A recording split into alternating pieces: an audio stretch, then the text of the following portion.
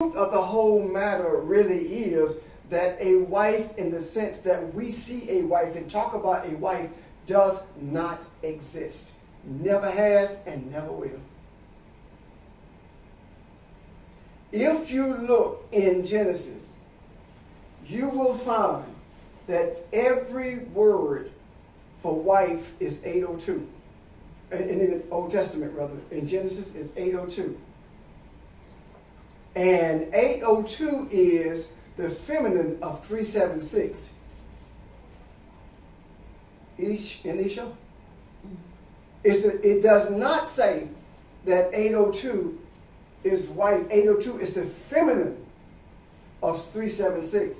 So what it's actually saying is that Adam, the entity was created, right? Mm-hmm.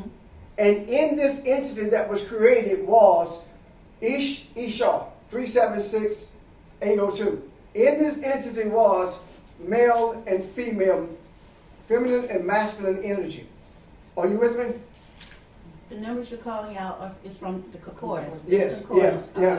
Right. The numbers are from Strong Concordance. Those are the numbers that I'm calling out. Thank you. When we look at those things, right? I mean, those concepts. What we began to see is this. If you look at it from Genesis, you will begin to see that the feminine, the masculine, and the feminine have always been together. But what happened is the masculine died and the feminine became silent. If you look in the Old Testament for the word widow, the root word for widow is silence. So how did the masculine die? The masculine died when the masculine allowed the feminine energy to make an attempt to separate or to give the concept of separation by eating from the tree of life. Listen to what happens here. It says that if you eat from the tree of the good and evil, right, mm-hmm. thou shalt surely what? Die. When Abraham's wife was taken by Abimelech, mm-hmm. if you touch this woman, thou shalt surely die. The same words were used. Mm-hmm. The woman says to the man, the adversarial thought says to the woman, now the woman says, if you eat from the tree, you'll die. You see? Mm-hmm. That God said if you eat from the tree, you'll die. In the Abimelech situation, God does say that. Elohim says to Abimelech. Now, this is the difference also. If you read down from that third verse, you'll also find in that 20th chapter that Abimelech, in repeating back to Elohim what was said, he says, shall I, because of he said, this thing I do because of the integrity, based on the integrity in my heart, I do it from innocence, and shall a nation perish because of that innocence? He didn't say he was going to kill the nation. He said, you should surely die. Mm. But when he offered the nation by saying that, then the next thing that Elohim said, yeah, all y'all will die. So he created the opportunity for the nation to be killed. Am I making sense? Nation, which means attitude? Yeah, for that the whole concept of Abimelech being wiped out of the earth. Abimelech is no different than Pharaoh in terms of what they mean. You know what they mean to mankind. Mm-hmm. Now, I'm going to try to pull it all together in a second. When we look at the third verse in that 20th chapter of Genesis, what we see, I don't know why I'm doing it in my head when I got the book right here. What we see in that 20th chapter But Elohim came to Abimelech in a dream of the night and said to him, Behold, you are a dead man because of the woman whom you have taken, for she is what? Married? A man's wife. A man's wife? Okay. This word for a man's wife is 1166. The only place in Genesis where that word is used. Matter of fact, that's the only place in the Bible where I could find that word was used so far. Now, What verse is that? 3. Now, guess what he was saying, Barbara Jean? I don't know. This is man's master.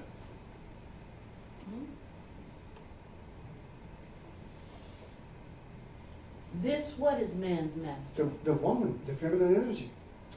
I know I heard you say that, but I needed to hear you say that. Because I'm going there. okay. This is man's master. Wow. Now, look at what's happening here. Elohim, Bereshit Bara Elohim, beginning created Elohim, right? Mm-hmm. Then when you go all the way down the line, you get to verse 1 and 27, and Elohim brings into being this entity in this image, right? Mm-hmm. There's a shadow of him, right? Yes. If this is a shadow of him, and it has both feminine and masculine energy, then Elohim also has feminine and masculine energy. And if Elohim came out of the beginning also has feminine and masculine energy. Therefore, the source of all things that is has feminine and masculine energy. Are you following me? Mm-hmm. Yes. Now, having said that, what Elohim is saying is that you will not impregnate, you will not have intercourse with this energy. The darkness, the adversary, you will not have intercourse with this energy. Why? The only one who has a right to have intercourse with this energy is the masculine. The thoughts cannot impregnate you on their own. You have to draw them. You have to have intercourse with them. For example, if you think about slapping Vermeer, right? Mm-hmm. Now, if you have intercourse with that thought, you will end up doing it because you're nurturing it. Okay. Are you following me? Yes. So, but that thought of slapping her cannot make you do it. Is that premeditated? Is that same? I don't want to go there. Okay. Because premeditation, when you start talking about the legalistic part of premeditation versus premeditation based upon meditating in a spiritual sense, is something totally different. Okay. So I don't want to go there. The thought cannot make you do it. If the thoughts were allowed to interface in an intimate way with either portion of the energy, then it would be in control of that energy, and it would be virtually impossible, well, improbable if not impossible, for there to be a recognition or an awareness that there has never been a separation. Am I making sense? Yes. Are you following me? I'm getting there. Okay, this is what I'm saying, that I need a pen. Behind you. Oh, okay. This is what I'm saying. This is masculine, this is feminine, right? Okay? Every name in the scripture represents thoughts. How do I know that? Because what happened is when God said that it is not good, it is not right for this man to be alone. What does he do? He began to create all the animals of the field, right? You know, the beasts of the field, right? Yes. You Okay. Said Adam, you said God or Adam? when God says it is not for this man to be alone, right? It's not good for this man to be alone. Then God begins to create the beasts of the field. That's the next thing that he does after that verse. Okay. He does not create the woman there. He began to create the beasts of the field and bring them to the man, right? Okay. For the man, and he said, whatever you call them, whatever you proclaim them to be, what your perception of who they are, that's what it is. Are you with me? Yes. Now, what he did, the beasts, I'm going to put that B there for the thoughts that I'm talking about that were created, okay? Okay. When they were created there, they were left here. After that was done, it is then that the scripture says that, and he put the man into a deep sleep, doesn't it? Mm-hmm. And took a side of him, right? Mm-hmm. Huh? Yes. So what happened? Elohim, after these thoughts were named by the entity, Elohim allowed the entity, the entire entity, to become aware of the totality of who the entity is without looking at it from the perspective of Elohim. In other words, know yourself. Find out who you are, then you will see that you are me and I am you. Am I making sense so far? Yeah. So, when he did that, these thoughts were in play at that time. When the feminine energy, when the man became aware of this feminine energy being not different, but being a, what is it to him? A part of him? A part of him, yes. A part of him. When he realized that, that's when everything began to start. What happened? When he made a realization of that, he chose the feminine side of him to make decisions about what he was going to do, eating from the tree of good and knowledge of good and evil. Okay? If you look at the word 802 and follow it to its root, what you will find, it goes through desolate, disastrous, all those things are there. So, these thoughts are disastrous to man. It makes him feel desolate. They were nurtured by the feminine energy. Am I making sense? Yes. So far. So, these thoughts are represented by Pharaoh and Abimelech. If I were to take Abimelech's name out and put these thoughts in there, then he would be saying to these thoughts, you will not lay with the feminine energy. In other words, you will not infuse the feminine energy. You cannot do that. The only reason these thoughts did it in the first place is because the masculine allowed it to happen. It didn't do it on its own. Am I making sense? Yeah. So far. Okay. Now, he allowed it to happen. Can I ask a question? Let me finish this thought first. He allowed it to happen. So,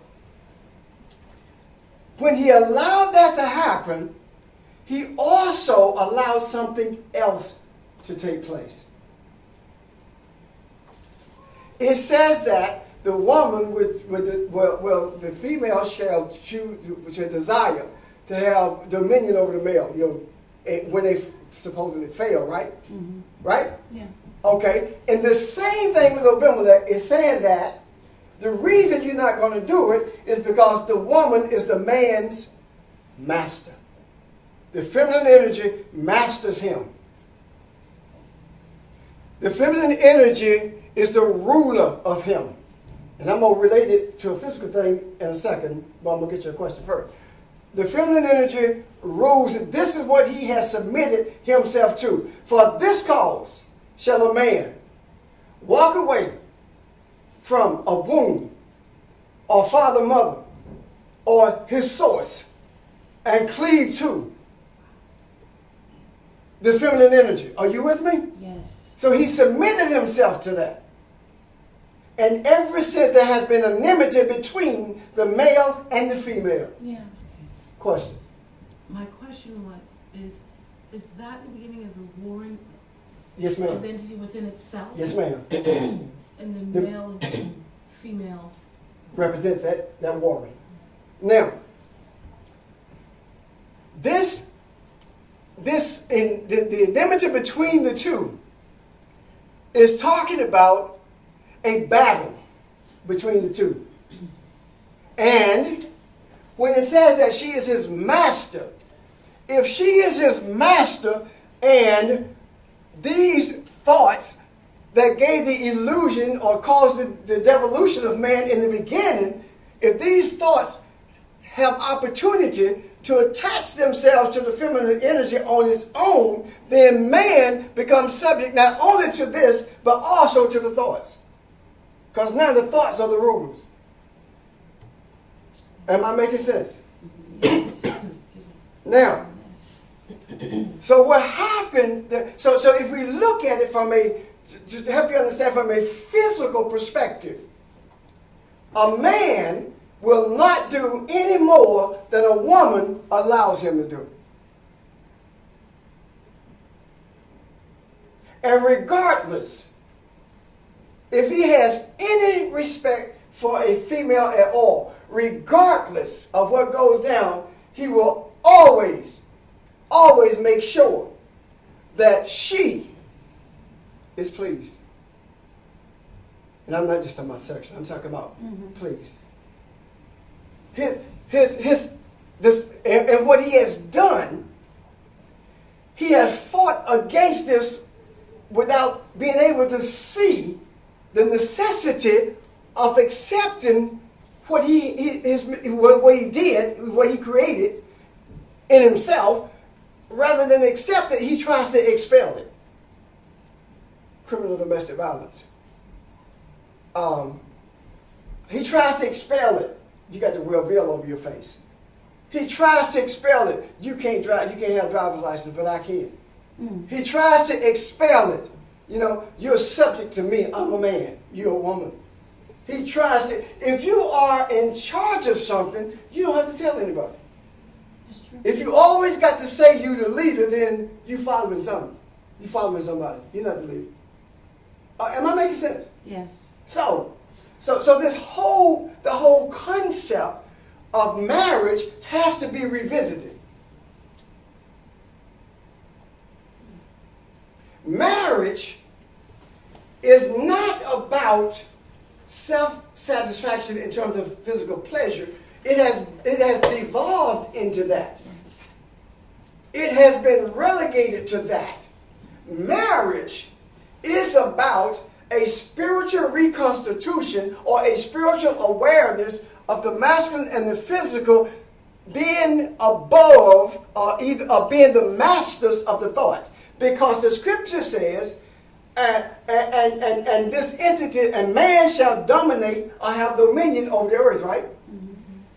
When he said man shall have both of these were together, so it is not the man in terms of the separate energy, it is Adam. When both were recognizing, that they were, I'm you and you and me. That's what Adam is. That's what he said they will master this. He talked about that and then he created it. Now listen to this. Have dominion means to prevail. And we've always just took it to be dominate, right? Yes. But when you go back to the Hebrew, it also means to prevail. So what is he prevailing over? He prevails over the thoughts, over all the earth consciousness. That's what he prevails over. But he cannot do it the way we have been trying to do it alone. It's not, this man can't do this alone. He has to have the help of the feminine energy. It's not good for this man to try to do this alone. Are you following me? Yes. So the physical creation was simply a representation of that spiritual masculine and feminine reality. Meaning man can't do it alone. but in the spiritual, they were already one. Right. There you go. And my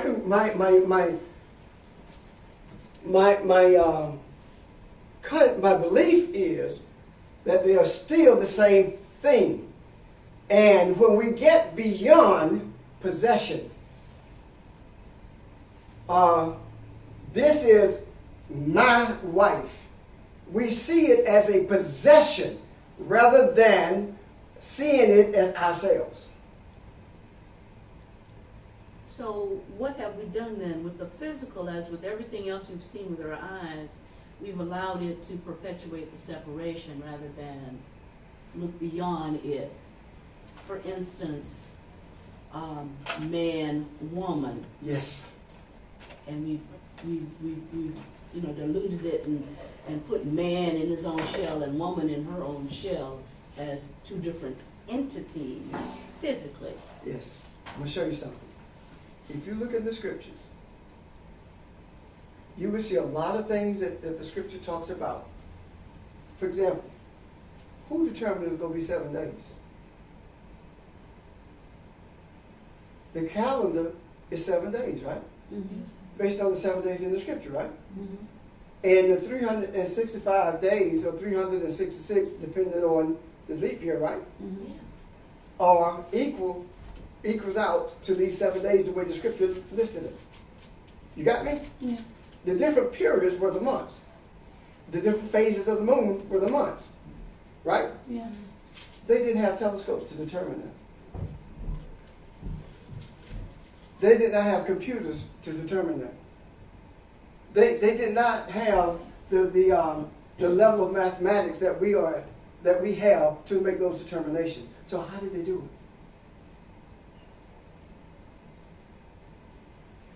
They did it because they had not devolved into what we are now.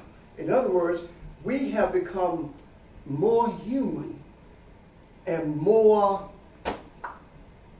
heathen than they ever were. And I'm using it in the way we use the term heathen. Than they ever were. That's why we know nothing. That's why we have to have all these tools to pretend we do know something. Am I making sense? Yes. Now, I have a question. okay. So you're suggesting that the situation with Abraham and Sarah, he was playing out the same thing? Yes.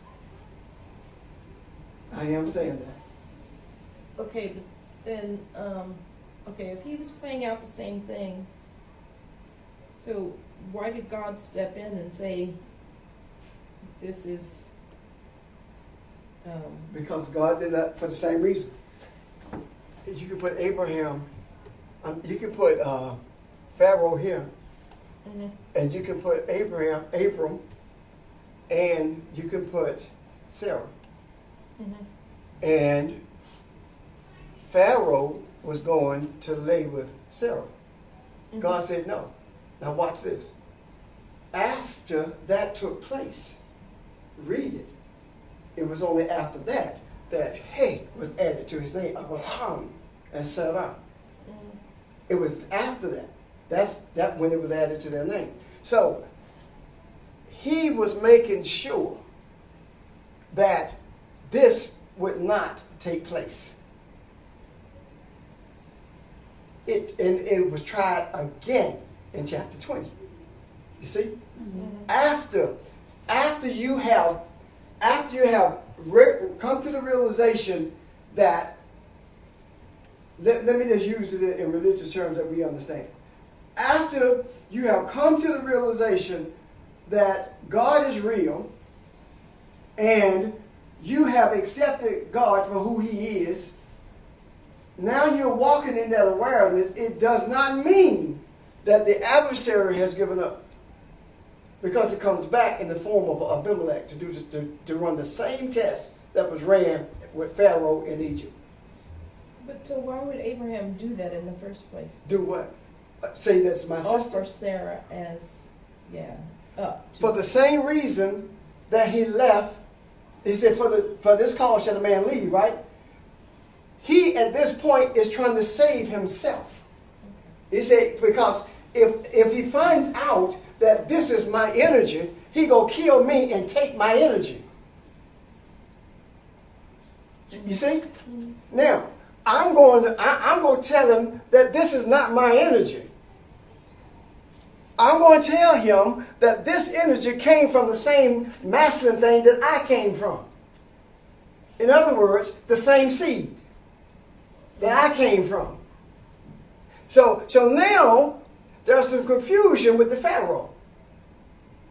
So Pharaoh says, well, I'm going to make this my energy. And when he attempts to do that, what happens? In a dream. He's spoken to. In a vision. In the depths of his heart. That's where he's spoken to. So thoughts are living entities. And the thoughts will not be allowed to mate with the feminine energy without the man acquiescing to it. If the man had acquiesced to it and said, this is my wife, take her, he would have been saying, this is my energy, take it. He would have been submitting the energy to Pharaoh. And which means that if he submits the energy to those adversarial thoughts, now the adversarial thoughts has dominion over that feminine energy. And then thus over him. And then over him. Am I making sense? You are, because I see it on Sci-Fi Channel all the time. The same type of what you're talking about. Okay. This also plays out in Okay. Rebecca and Isaac also. That's right. I mean, it's like it repeatedly comes back, generation after generation, to try to do that separation and that seduction and that acquisition of that feminine energy. And we must be, not must in saying I think we are, must in that we have to be the ones. We have to be the generation who changes this. We are the revolution that changes this. You understand what I'm saying? Changing it so that It changes this concept in the atmosphere. Change it so that we... so that the M and the F recognize. Oh, that baby.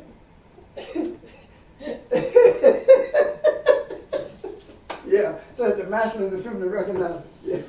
recognize that they are part of each other. Yes. Yes. Guess what? What? No one else. You wrote the image. No one else is talking about this. I challenge you to find it any place on the web or in a book. I promise you, this is fresh off the press.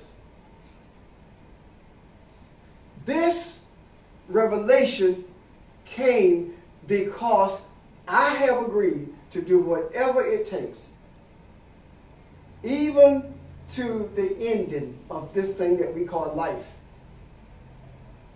to make sure that this truth that has been hidden in plain view be revealed.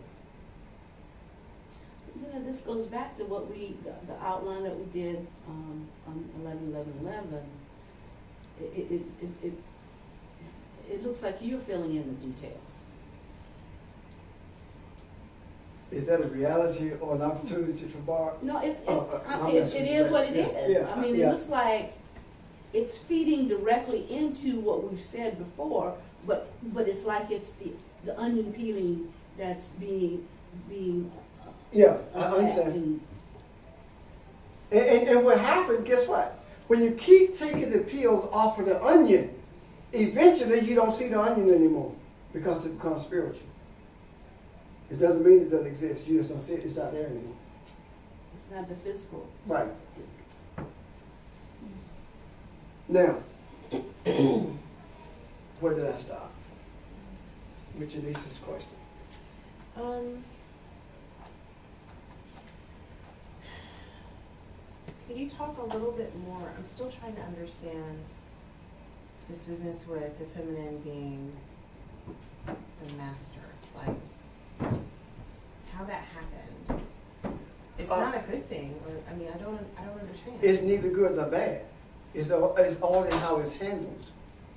And that was a result of the masculine allowing the adversarial thoughts. See, okay, let's see. Give me a female. You're going to see me and a female as one, right? And I'm trying to make a decision about whether or not I'm going to eat from this tree of the knowledge of good and evil, right? So, I can make a choice to accept responsibility for it, or I can push it off on someone else, right? Let's say that when the feminine was created after me, or I came aware that the feminine was in me, right? So that's probably the reason I chose to eat from that tree, because in discussing it internally, that part of me, the feminine part of me became, is so it said, let's do it. Did it rather, and then presented it to me, right? Now, this is for the sake of argument. Let's say that the reason it happened, yes, is because I see the feminine as being less than me, because I was created first. Got it? Huh?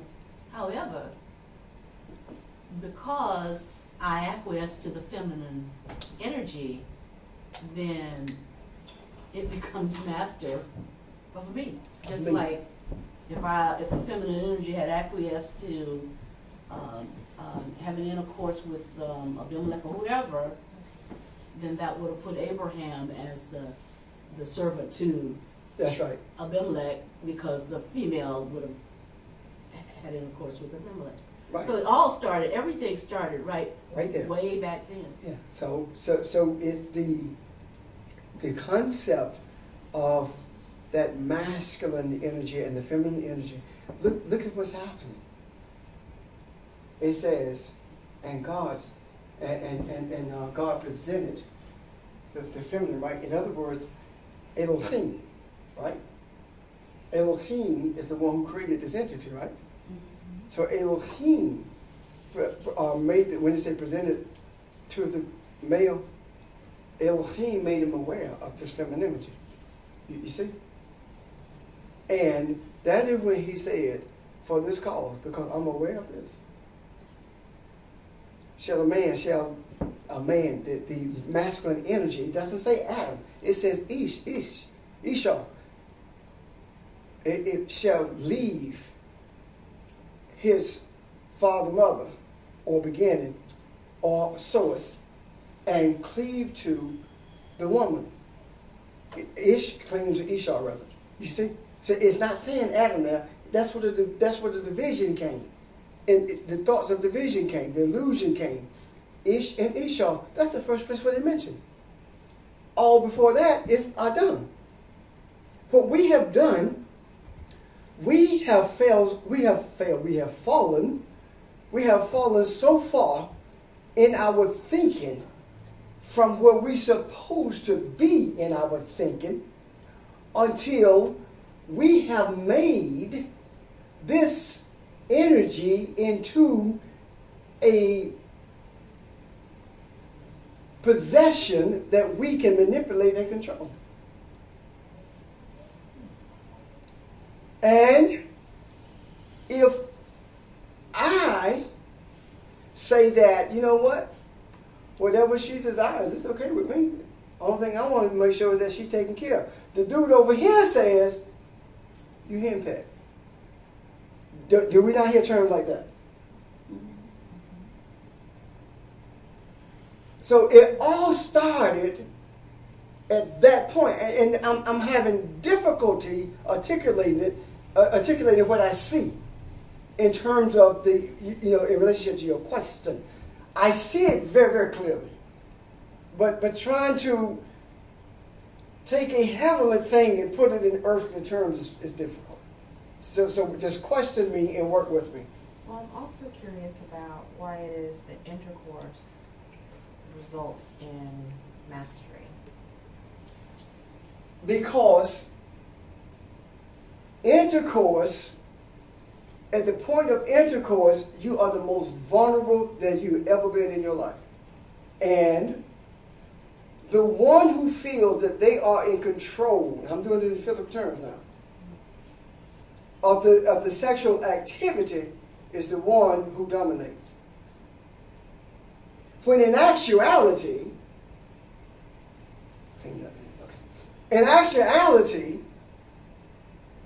the woman has all the quote-unquote power or control or domination that she chooses to have. If she say, no, your attitude must change, otherwise I walk. If there is any respect or any feeling or desire to be connected to one with, the attitude changes. Think about it. Yeah. The attitude changes.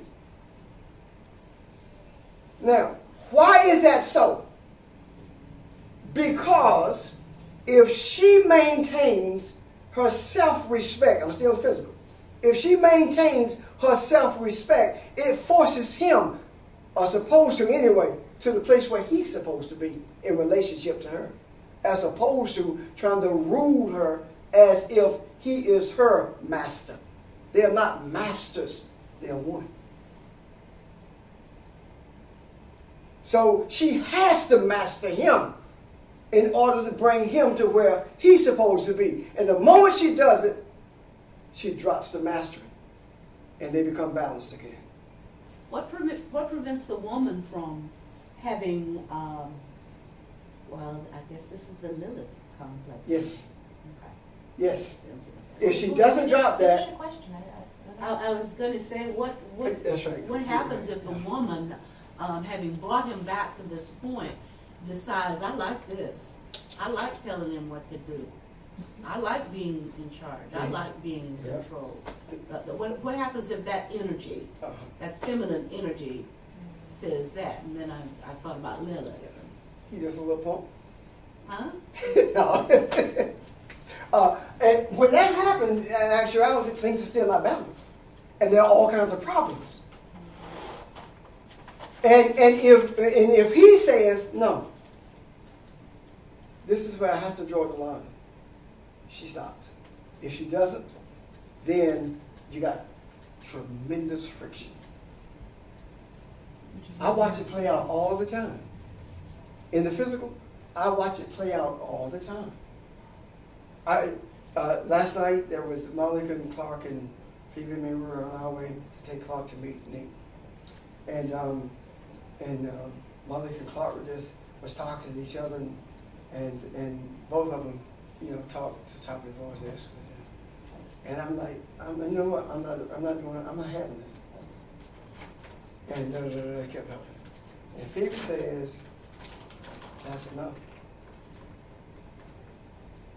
And they began to subside. And I said, I told you, this is it. There was not another word in terms of the escalation. Wasn't arguing, but debating stuff. I'm already tired. You go debate stuff that's not important. To me, anyway. You see what I'm talking about? When we got on the same page, if that happens in the physical, it's like the children are growing up and mama say, you know what, I'm going to tell your daddy when you get home. That means they're on the same page. If they are not on the same page, nothing changes. You see what I'm talking about? Now, when you take that and bring it into the spiritual, you begin to see that these thoughts, these seeds are battling they're debating what we're going to do. And when the masculine and feminine come together and say, this is what you're going to do, that's what happens. We have to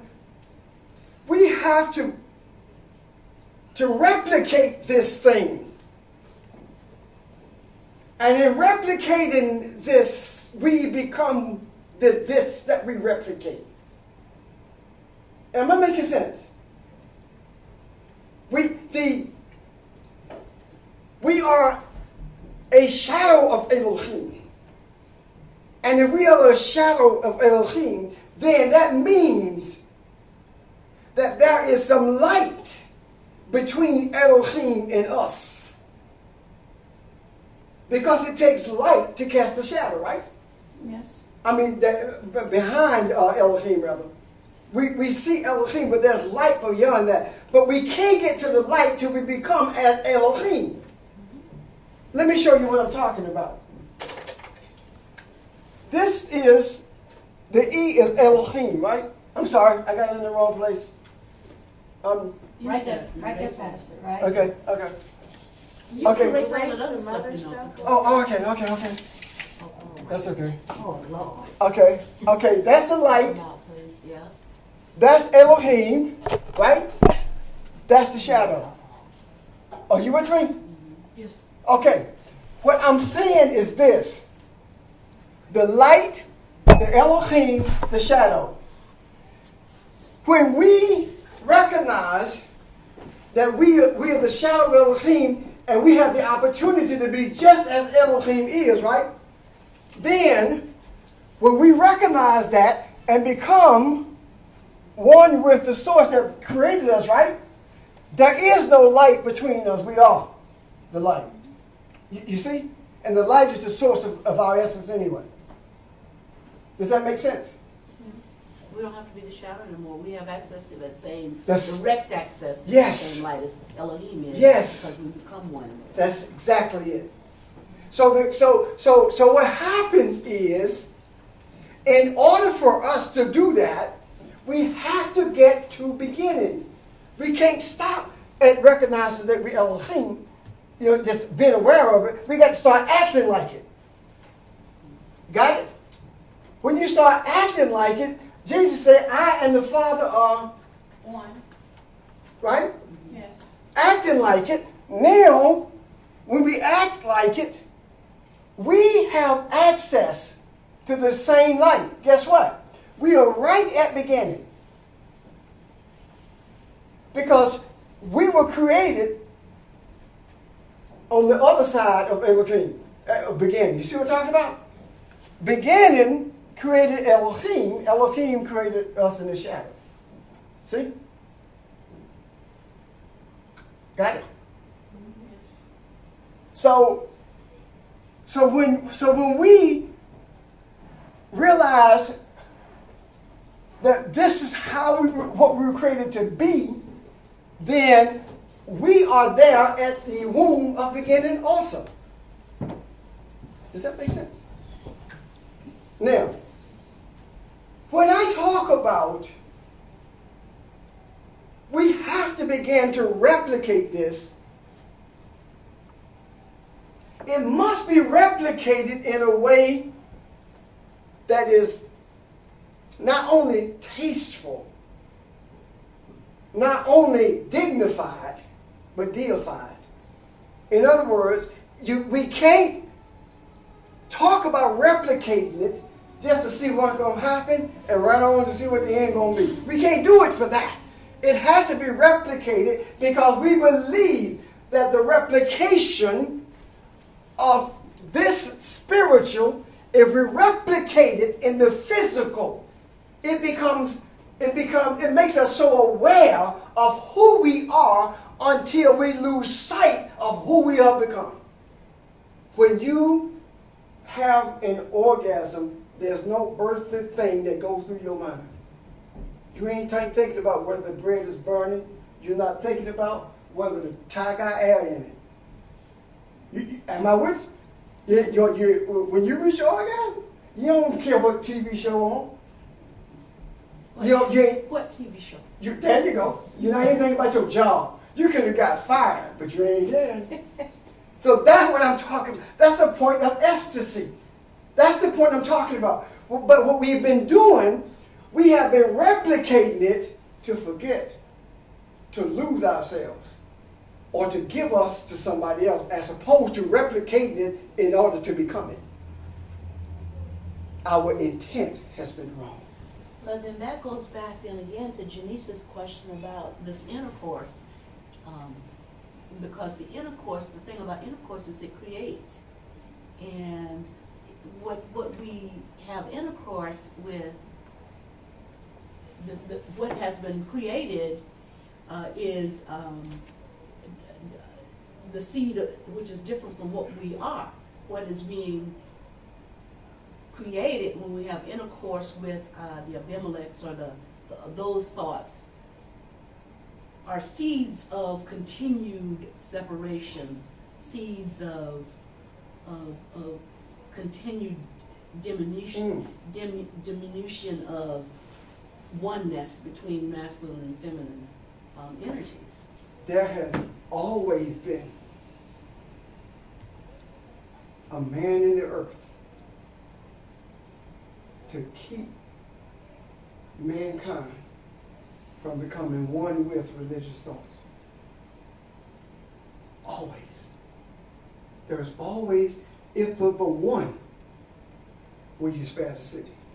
Are you with me? Yes. There's always at least one righteous man, one man who will stand and say what needs to be said regardless of the consequences, and that's what keeps all these religious concepts from being legitimized through the femininity. That's what keeps these religious concepts bastardized rather than feminized, because a bastard is one who has no relationship with God. Look at it from the Hebrew. That's what bastard means. One who does not have a relationship with God. And when I say does not have one, I'm not talking about doesn't have it because it doesn't exist. Doesn't have it because he either doesn't want it or because he is ignorant of it. And religion doesn't want it. How do I know that? Jesus could not talk to the authority of religious thought. So he talked to the recipients of that, of the thought. You see, he bypassed the leadership. Yeah. He had to, because the ones who controlled it knew that they were in jeopardy of losing their authority, but didn't have sense enough to understand that you're not losing anything, you're gaining everything. There's always one to do this. And that one who does this is one who is with Mary Magdalene that nobody don't want to talk about because they want to perpetuate the religious thought. Don't nobody want to talk about that because it legitimizes what I'm teaching you. It legitimizes what's in the scriptures. That's why it was imperative that did not happen. Look at what took place in Babylon. At Babylon, what took place at the Tower of Babel? That religious thought began to interact with spiritual truth and shape it into what it wanted it to be. And it got to the point where Father says, no. We got to stop this. Because that being would do anything. Adam can do anything that he puts his mind to. Which means that the feminine and the masculine was agreeing. Nimrod and what's the name? Her. Yeah, her, that lady. Was the other with the S. And they had that boy named Tammuz. Mm-hmm. And out of those two came Catholicism. From Babel, you can trace it to Catholicism.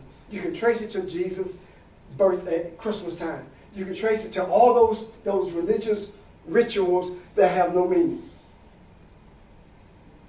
Am I making sense to you today? Yes. There's a lot, but That's why it's being recorded. but I'm not excited in that I'm trying to open a gift, but Yes, you those are, yeah. These are rattling. But I knew I saw, but what I saw when I walked in was the seed of what I'm seeing. If you just allow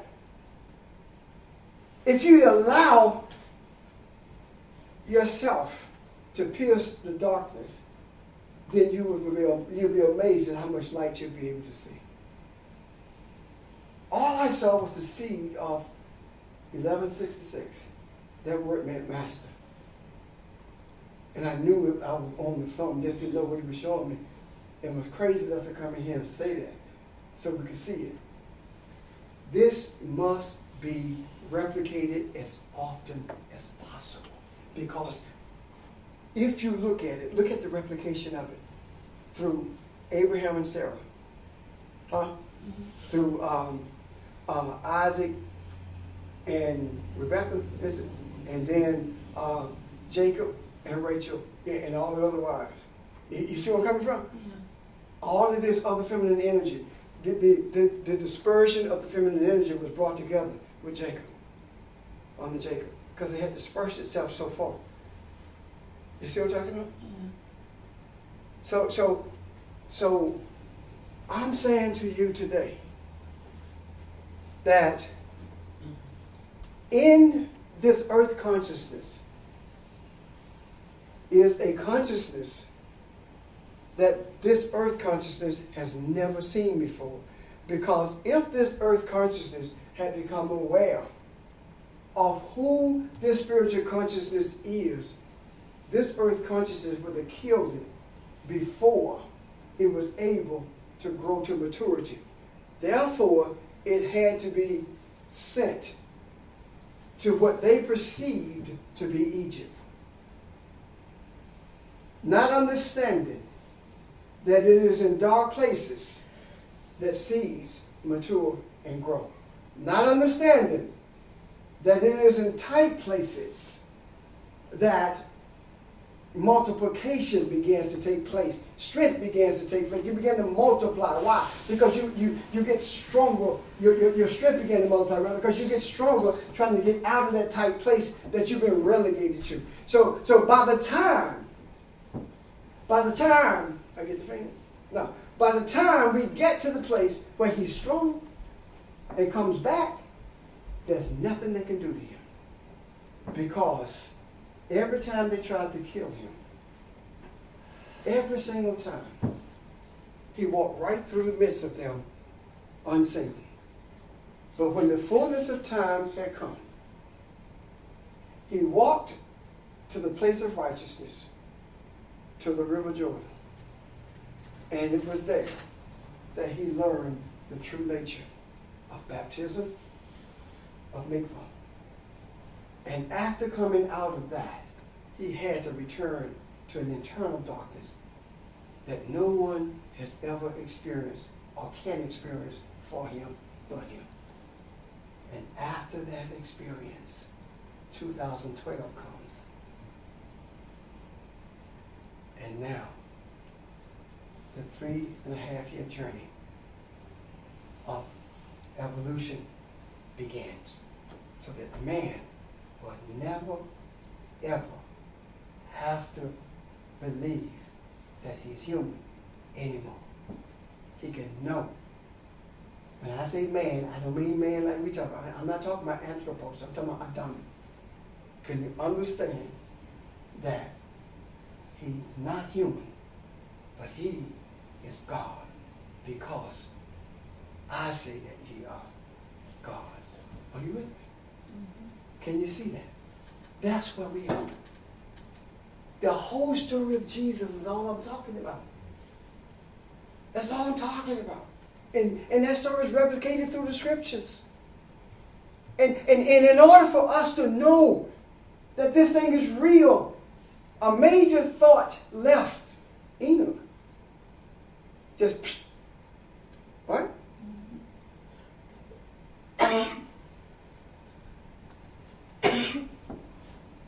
Abraham says,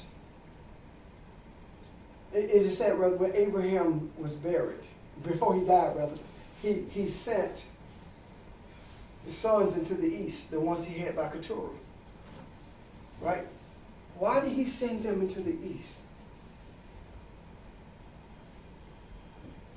What is the east?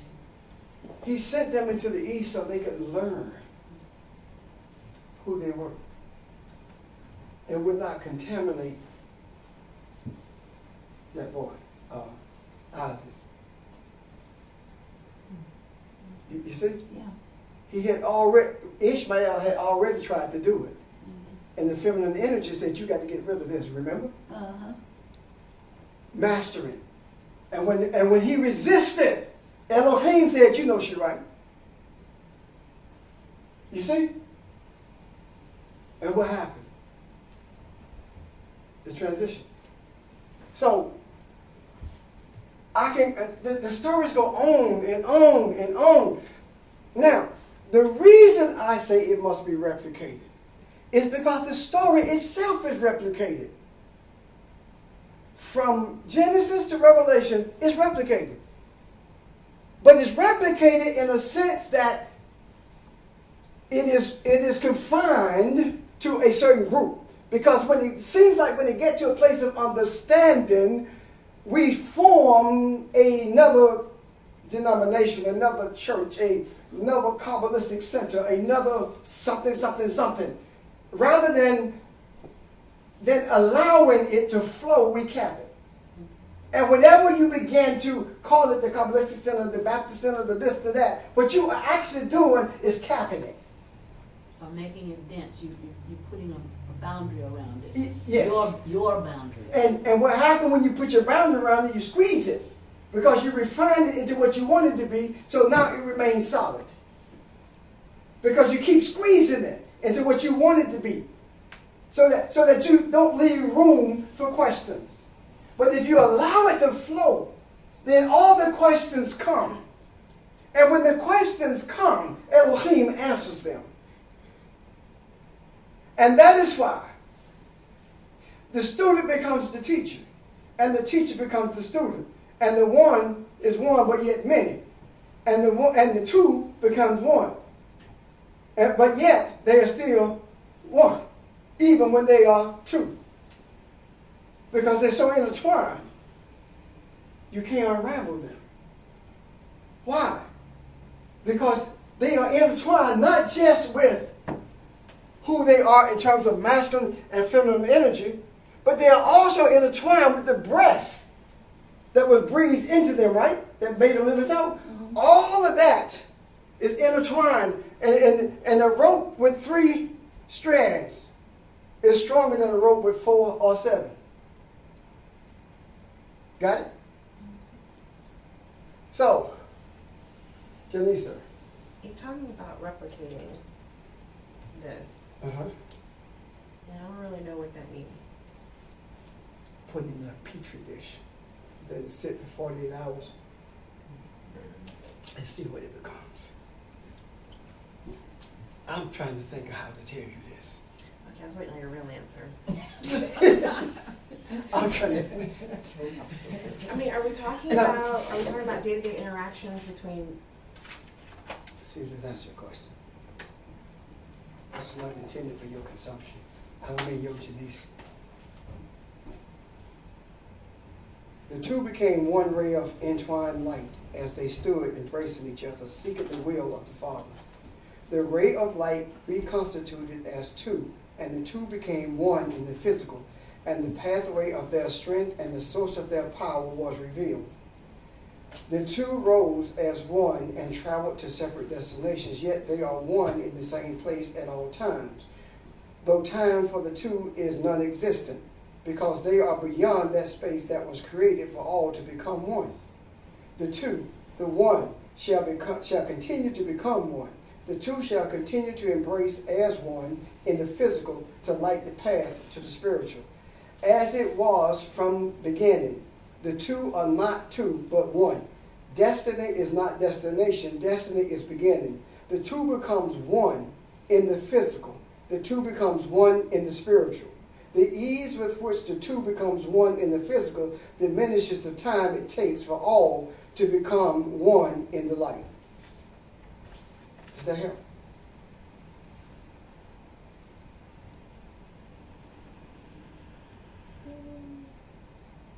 I think so. That's what I mean by replication. Anytime, whenever two becomes one, it must be for the purpose of knowing the will of the Father. Not for self-gratification only. Because every time you seek the will of the Father, you will be gratified. Am I making sense? But the two becomes one also in each of us by the way we act on The two become the one. awareness now See what? that we have the feminine and the masculine in us.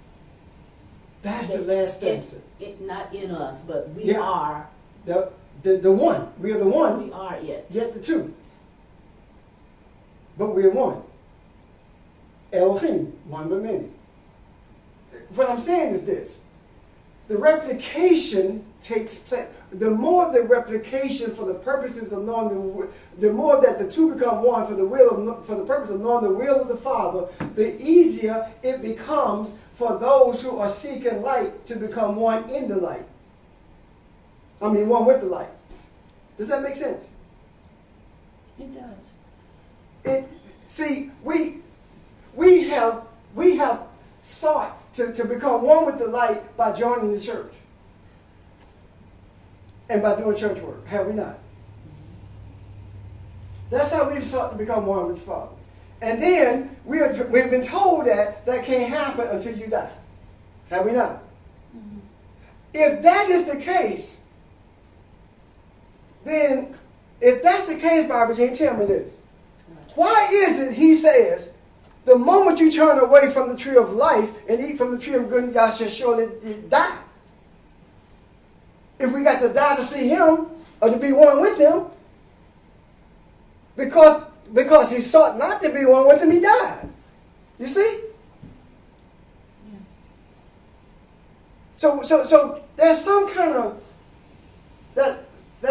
of psychological problem with this religious thing, because it always tells you to live like Jesus, but can't nobody be like Jesus. Isn't that? I mean, is that not it? That's the entanglement. The rabbit That's- chasing the carrot. Yeah.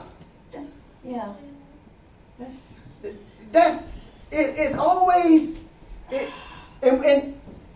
and we have been so indoctrinated with it until we feel disrespectful to challenge it. Does that make sense? it does. It's like we are not. See, when I saw what I just wrote, I was not looking for anything to write. I was minding my own business, lying in the bed, and I had a vision of that. And I saw these faces coming at me, and it was not afraid. And I heard a voice say, "They are here to help you." And then I went back to sleep, somewhere. And Phoebe woke me up at 7 o'clock on the 18th and said, "Do you hear what I hear?" And I say, "Yeah." So I thought, we got a split unit upstairs. So that means part of the unit is in the attic, part on the ground. So I thought the unit, you know how sometimes the fan will, that's what I thought it was. But it wasn't coming from the attic. So I go to inspect to find out what's going on. And I go, for some of you who've been in my office, you have my office right across the hall from the bedroom. And Phoebe says it's not an office, it's just a room of books. Whatever it is. I go in there and the shredder is running. No paper in the shredder. Nobody put no paper in there, so why is it running? And I touched it to see if it's hot.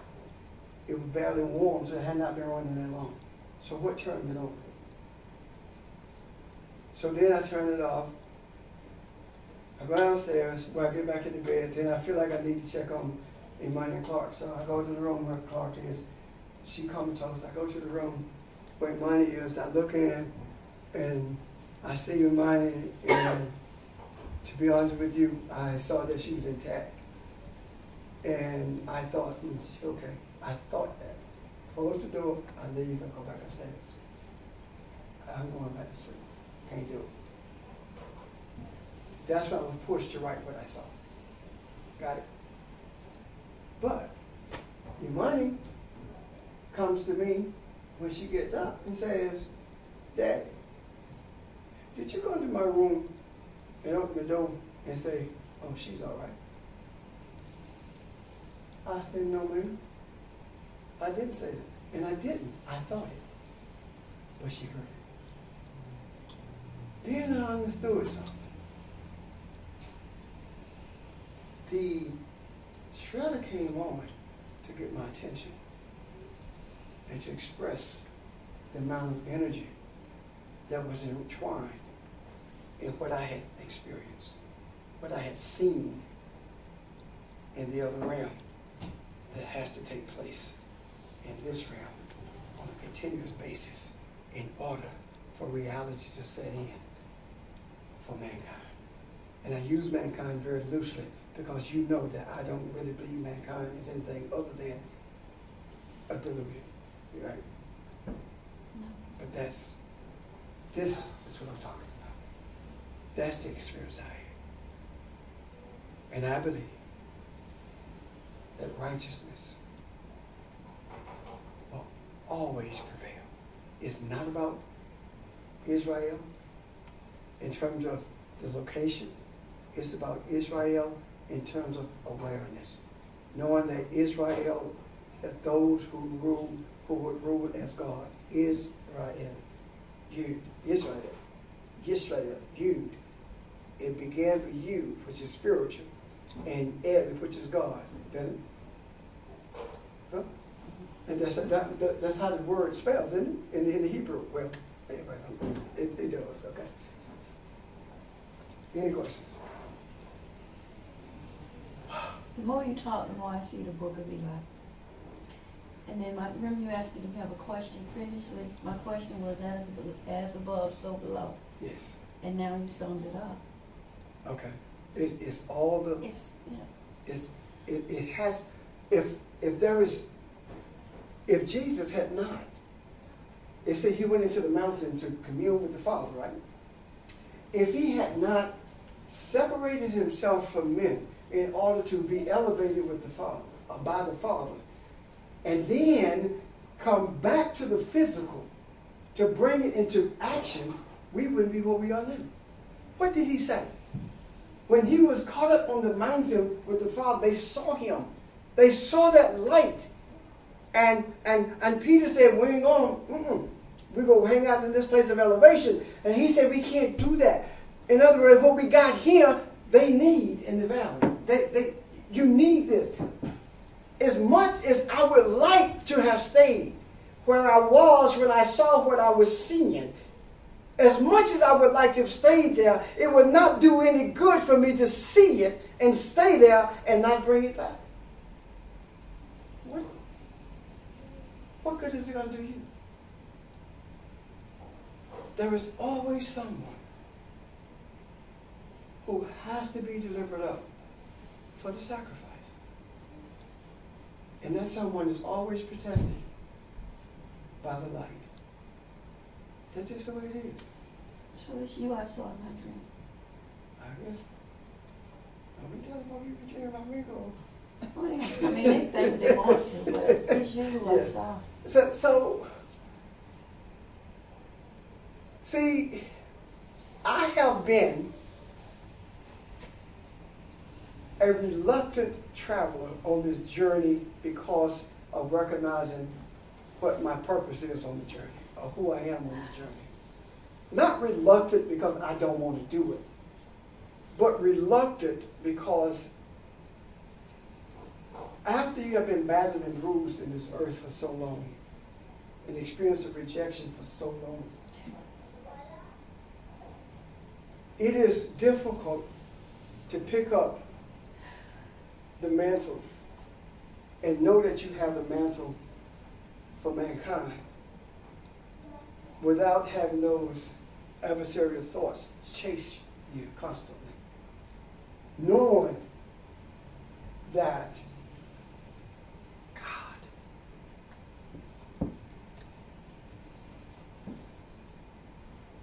the accusation or the premise for Mary Magdalene is that she had been involved in sexual actions that were not lawful at that time or this time and places, right? Which is equivalent to any, whether it be sexual molestation, or rape, or promiscuity, prostitution, all of it, is sexual. It's intercourse, isn't it? Yes. So the experience of Mary Magdalene was that. And the experience of Jesus was rejection by those to whom he was sent. And those to whom he was sent was the whole of those who sought to rule as God. And the ones who sought to rule as God were not the Romans. They were the ones who were being taught by the priests or the preachers, the churches. In our days vernacular, the religions. And the religions rejected him.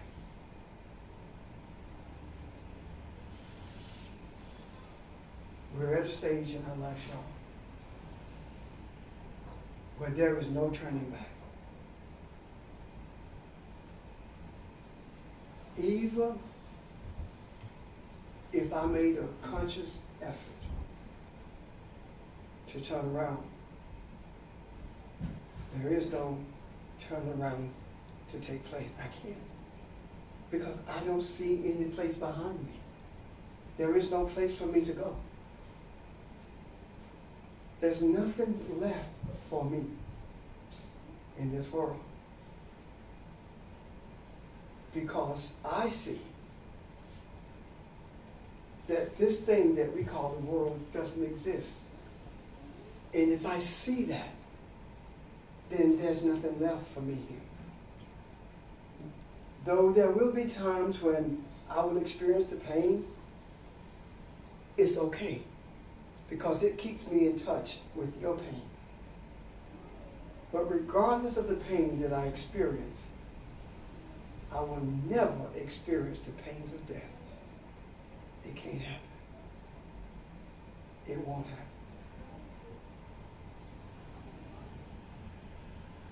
When Peter said, if we turn from you, to whom will we go? We have given up everything to follow you. When you hear that preached on Sunday morning, they say that he had given up his business. He hadn't. That wasn't what he was talking about. Because when after the crucifixion, he went back to his ship and fishing, didn't he? He was talking about, we have given up everything we thought was true.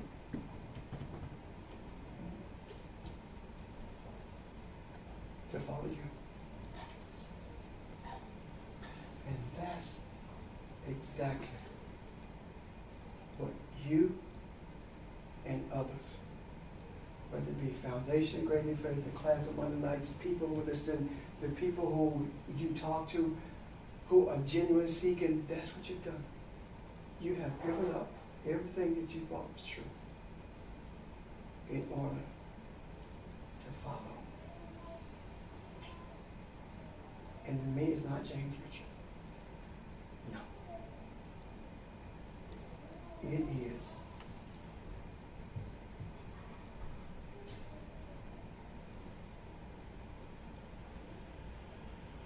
Yahweh bringing peace to you, or Yahweh bringing deliverance.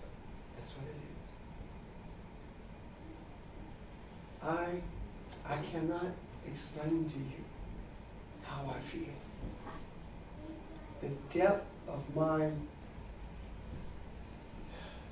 commitment to what I must do. I understand now.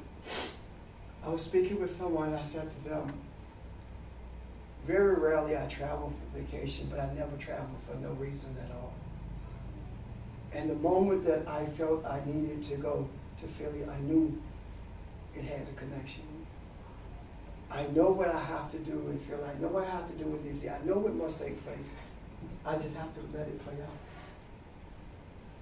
I just have, and to you it means maybe absolutely nothing. And to me, it means everything, but it's full of ambiguity. None of it is clear. That's where I am. Any questions? This lesson today ought to bring everyone who ponders it to a place of decision. And I'm talking about in a real way.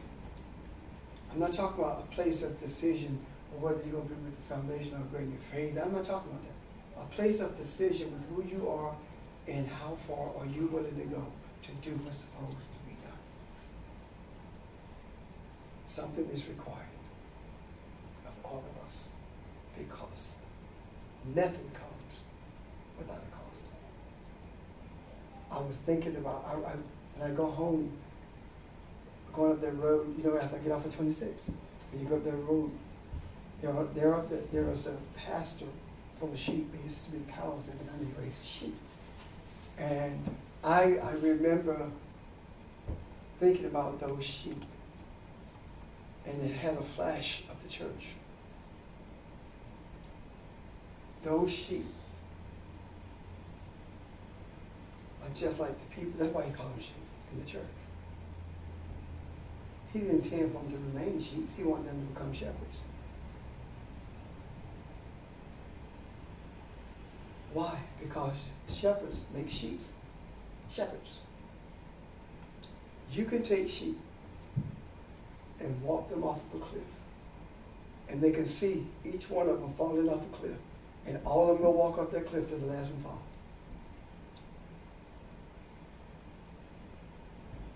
You can take people in the church and show them exactly what the scripture says. And they will tell you it doesn't take all that. They will walk off the cliff, even though they see that the cliff is there. So what do you do? What do you do? You say, Father, restore them to where they were before they forgot who they were. Because they are not aware of what they're doing to themselves. Does that make sense?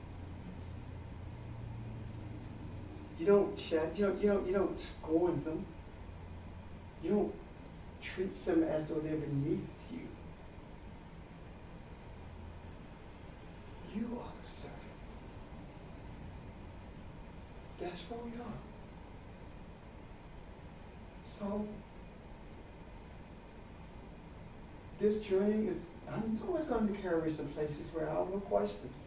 And I'll probably talk to some of you and you would tell me, well, in Barbara Jane's words, you're a pastor, it is what it is. Just trust God. At that time, you don't want to hear that. I don't. But I'm at the place now where I don't even have to call and bounce that off of them. I start thinking in my head. I'm like, turn this voice off in my head. But that's, you understand what I'm saying to you? We have to become that. We have to realize that that's how close we are.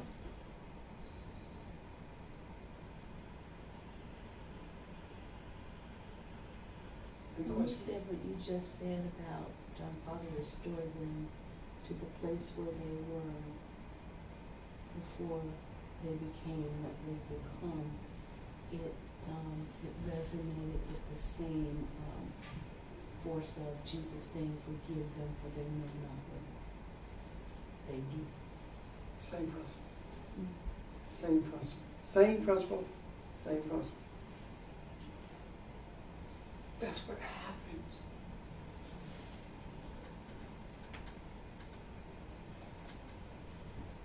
when Jesus said, "O Jerusalem, how I have longed to take you under my wings as a hen takes a brood." What was he saying?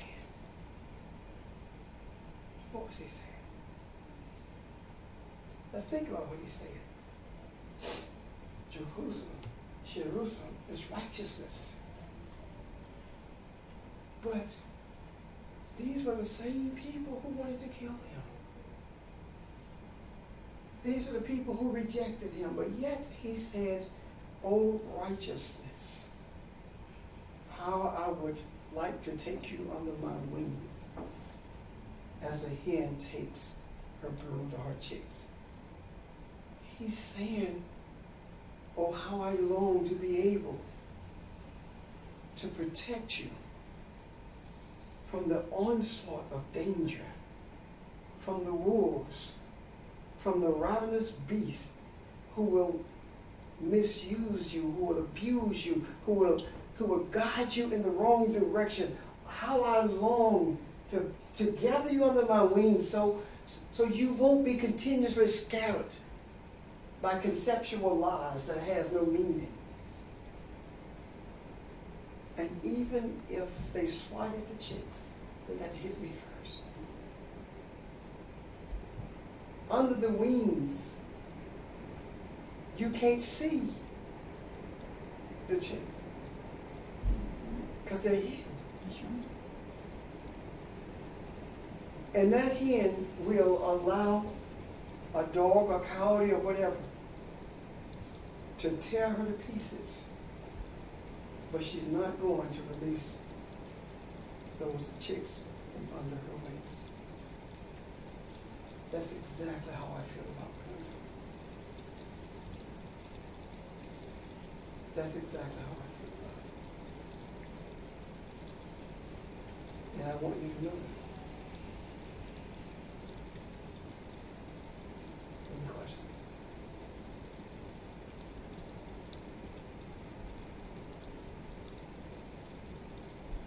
I think it needs, it's not one of the things I've done.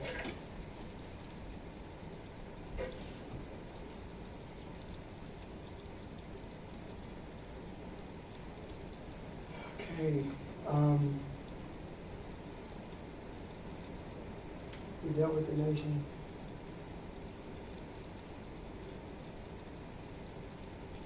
Oh, I know what I meant to point out to you.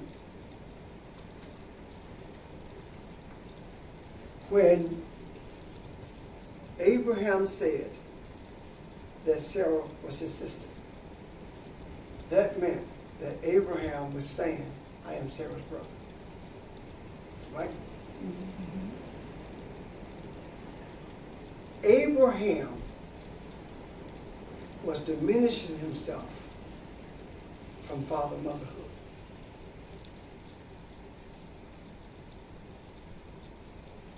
Father mother can produce legally, can have intercourse and produce legally, right? Mm-hmm. But according to the law, a brother shall not uncover the nakedness of his sister. Right? Yeah. So when he says, "This is my sister," he is saying there is no intercourse between us. There's no interaction between us. So what he's doing is minimizing the feminine energy. That's what he's doing. If you don't recognize what the feminine energy is, if you don't recognize it, then you have no opportunity to minimize its impact before it realizes what it is. You with me? Abraham, at this point, did not realize the totality of who he was. He understood his walk, that he had a different walk than he had before, but he did not understand it. But when he decided to minimize, he rather minimized himself and allowed the opportunity for Elohim to intervene rather than elevate the feminine to being his wife, or elevate in the mind of the other man, of Abimelech, and then diminish permanently the power of the masculinity, of the authority of the seed. Am I making sense? Mm-hmm. Did you get that?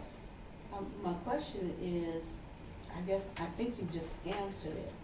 My question was, in my mind, was what if he hadn't, what if he just simply said, she's my wife? And once he did that, then it would have been tantamount to the confusion entering the garden, and entering the place in the garden where the tree of life is, and being evil forever, or being unripened forever. Say some more about that, please. If he had done that, then he knew that God had set him aside because he had entered the covenant. Mm-hmm. He knew that. He knew that God had set him aside in terms of Pharaoh, because he heard him tell them to leave. Right? Mm-hmm. He knew that. Mm-hmm. But he also knew that, and I'm talking in physical terms now, he also knew that because of the law, the culture, when a man gives up his wife, his life is taken. If the king wants your wife and you don't want, and you say, this is my wife, he kills you and takes your wife. Well, she's not your wife anymore. Once you're dated, right. But guess what? She becomes your widow, right? Mm-hmm. So now she's silent. Okay, all right, I'm following you. So the only thing she can speak is what she gets from the seed. And the seed now comes from Pharaoh Okay. or Abimelech, and not from, you see, Abraham. So the seed has to protect the womb. And the seed has to be careful who the seed lays with. Because if he's not, he might end up with Ishmael or Esau. That seems paradoxical, yet not. The Yeah. seed has to protect the womb, but the womb is designed to protect the seed. That's it. To That- nurture the seed. That's right. And that means that it's not that one is superior to the other. They're one. Because they can't exist without each other. That makes sense? Yes. So this was meant to happen either way, Yes. and it's all Orchestrated. okay to bring us back into balance. Yes. The orchestration begins in the second chapter of Genesis. It's the verse when it says, the Lord God formed the dust. That's when the Father and Elohim began, Yahweh and Elohim began to orchestrate this journey. And we have been spiraling downward. When I say spiraling downward, if you look at the top of the spiral, that is beginning. And if you look at the bottom of the spiral, that is where we are. So we have been spiraling downward, but believing that we have been advancing. Because now, rather than having an IBM selector type computer, IBM typewriter, we got a computer. Now, rather than having a computer sitting on the desk that you can't carry anywhere, you can sit back there within your lap and use a virtual keyboard. You see where I'm coming from? So we thought we've been advancing, but we have not. We have been spiraling downward. And the things that we see are the things that have convinced us that we are superior to everyone who lived before us. But in actuality, we are much inferior in terms of our thinking than they were. Because they were able to map the universe without any instruments, and we can't map it with instruments. Well, that's It's because all this technology, it just kind of lets our brains go into hibernation. Further hibernation. Yeah. No, atrophy. When you don't use it, it's small. Yeah. So we must turn the spiral into a ladder. And who knows? It may very well be that before the end of this year, that ladder will become an escalator, traveling in only one direction. Up to elevation. It only becomes an escalator traveling in one direction, and you're bringing others with you. It's like, if you can imagine this in your head, you see this, you hold this staff in your hand, and all of these strands come out from the staff, like branches from a tree. Mm-hmm. And all of them are representing people holding on to these strands, and you're pulling the staff. As you go up the escalator, all come with you.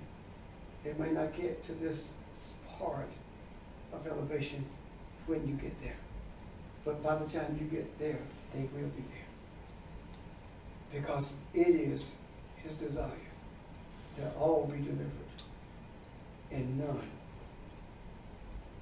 be lost. Is that? Yes. That's it. So we don't save them by dipping them. We save them by loving them. That's how.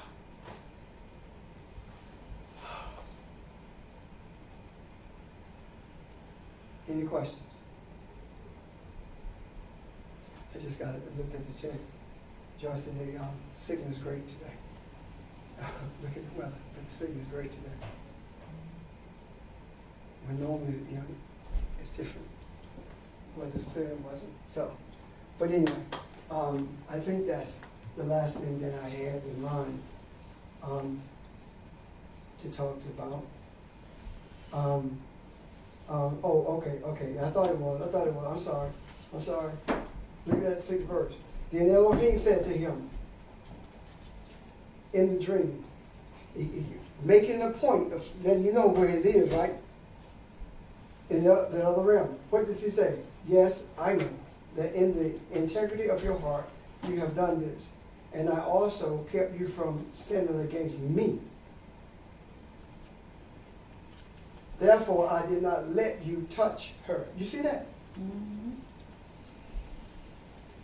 Regardless of the integrity of your heart, regardless of your intent, I will keep you from getting entangled in something that's going to put you at odds with me.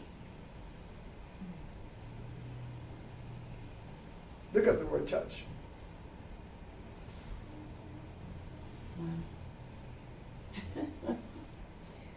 You see that? Yes. And that's Verse 12. To touch, reach, 20. strike. Huh? To touch, to reach, or strike. It doesn't have a root. It doesn't. It's a Okay. primitive root. Okay. To be stricken, be defeated. Okay. To cause to touch, reach, approach, or arrive. Okay. So therefore I did not let you approach her. Now, Wow. so 7725, check it out. In verse 7. Restore. Check it out. I want to go back to touch right quick though. It Go ahead, also Wanda. means to reach. What did you say? You said to strike or Approach. to stricken, but it means to approach or to reach or to Attain. arrive, to Befall. Are you talking to me? Yeah, it's to approach in relationship to time. To befall in the in terms of faith. Which one you talking about? We're talking Touch. about naga, which is touch. Okay. Hmm. Go ahead, Rob. I just want, what are the other ones? Go ahead again, Cheryl. To touch, reach, or strike, to be stricken, in terms of disease, to be stricken, in terms of time, to approach, and in terms of fate, to befall. And also approach and arrive. Oh, and woman, 802, wife. If you go back to the root, one you will find is also disease. Is what? Disease. What? It's all, it can be either. Depends on how you deal with it. What was that other word? Restore. In 7? Okay.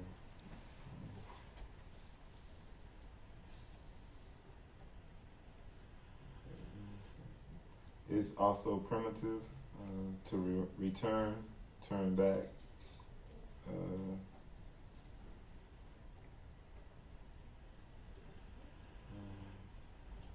Apostatize, to turn away, to turn back, repent.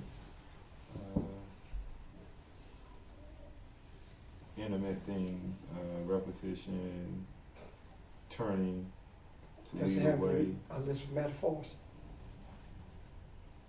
It doesn't. Okay. And what would he be saying?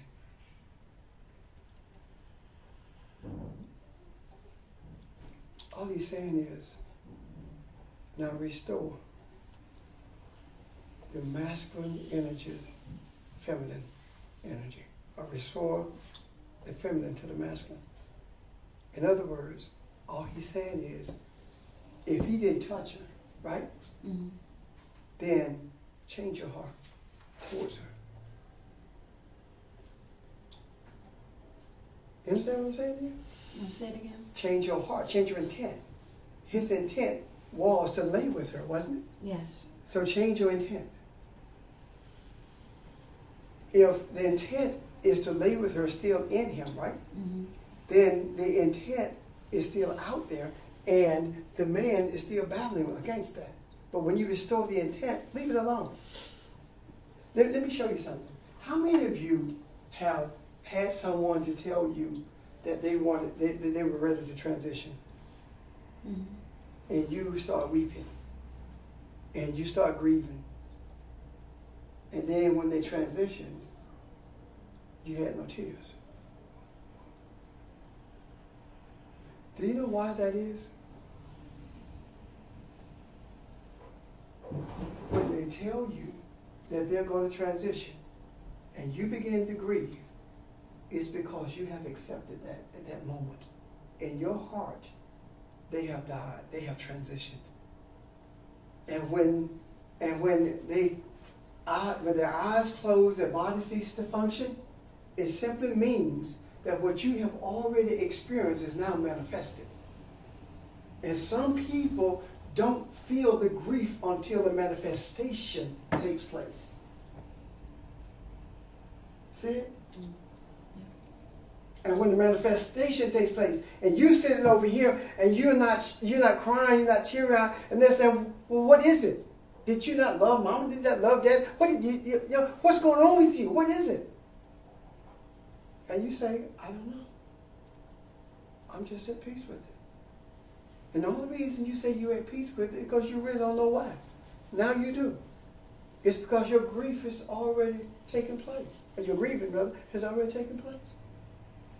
And now you are there to help the others deal with their grief. The ones who don't grieve until the manifestation of it, because they're inextricably tied to this physical realm.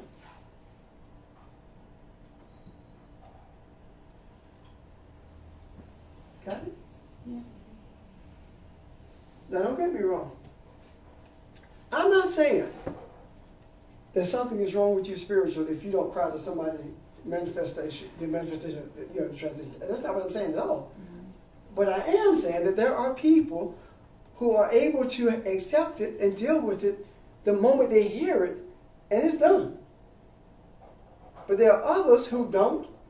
Because keep in mind, there are people who say, no, I don't want to hear that, I don't want to believe that. And they shut themselves down to the reality of it. And the person in question can be 99 years old and want to leave him. And body racked in pain every single day. And they be like, I don't want to hear, I want to hear, I want to hear, I want to hear. And then here they said that Saturday night, I don't want to hear it, I don't want to hear it, I don't want to hear it. And Sunday morning, they up there saying, I'm going to live with Jesus. Heaven is my home. Yeah. Huh? Mhm. And here, you just left somebody at home who you don't want to hear about transitioning, but you can't wait to get to your heavenly home. That's why you send up timber. I mean, come on. Yeah. Gosh. Okay. I know this is probably the third time I said this, but I'm done.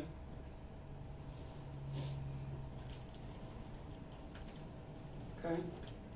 Any questions? I have one. Oh, okay, I guess I'm not. So you're saying when the Creator said to Abimelech to restore the man's wife, it meant for Abimelech himself to change his intent Yes. so that, okay, so he changed his intent so that he has no desire to master this feminine energy. Right. Okay. You put it much better than I did. Thanks. I mean, it's clearer, much clearer. He has no desire to master it. Now listen to what happened here. Elohim did not restore, did not return the woman to him. To him who? To Abraham. The only question. Abimelech could have said, I changed my mind. And then he would have gone through hell because he wouldn't be allowed to do it. He already told him, I'm not going to let you do it. You see what I'm saying? Mm-hmm. He had to make that choice. Wait a minute, it's too many he's and hims. Okay, Abimelech had to make the choice to return Sarah to Abraham. Mm-hmm. Because Elohim said, you do it. He did not say, I'm going to do it. He said, you do it. Mm-hmm. And he says to Abimelech, I have prevented you from sinning, from getting entangled in this. Mm-hmm. And sinning against me. What he's talking about is, if you don't make the right decision, you and your folk will die. That's what he's saying. Mm-hmm. And the death that he's talking about is not a graveyard, put you in the ground, or in the sepulchre death type thing. The death that he's talking about is an agonizing, spiritual, whatever. Well, isn't that the choice we've always had before us? Choose you this day? Yes. Are we So making it's our choice. It's our choice. It's always our choice.